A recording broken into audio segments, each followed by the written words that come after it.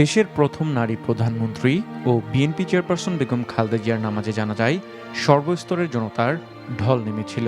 গণতন্ত্রের প্রতীক খালেদা জিয়ার জানাজায় অংশ নিতে সব মত ও পথ এসে মিলিত হয়েছিল রাজধানীর মানিক মিয়া এভিনিউ সহ অন্তত ৫ কিলোমিটার এলাকায়।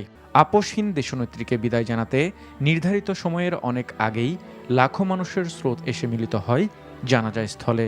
নারী পুরুষ থেকে শুরু করে নানা বয়সী মানুষ কিংবদন্তি এই নেত্রীর জানাজায় সামিল হতে দূর দূরান্ত থেকে ছুটে আসেন। সবার মতোই বেগম খালেদা জিয়ার জানাজায় অংশ নিতে উপস্থিত হন সাবেক প্রধানমন্ত্রীর রাজনৈতিক সচিব ও বিএনপির সাবেক ভাইস চেয়ারম্যান মোহাম্মদ মোসাদ্দেক আলী। ২০০১ থেকে ২০০৪ সাল পর্যন্ত তৎকালীন প্রধানমন্ত্রীর রাজনৈতিক সচিব ছিলেন মোসাদ্দেক আলী।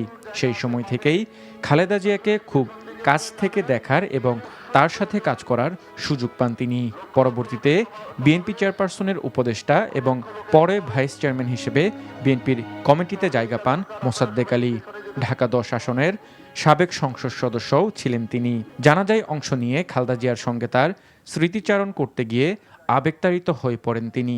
মাকে হারিয়েছি, এখন এই সময় আমার কিছু বলার জন্য আসলে আমার মনের অবস্থা ঠিক সেইভাবে না। আমাদের সাথে সারা জাতি অভিভাবক হারিয়েছে। উনি শুধু গণতান্ত্রিক নেত্রী ছিলেন না, উনি একজন মা ছিলেন। দেশের জন্য, দেশের জনগণের জন্য যে ভালোবাসা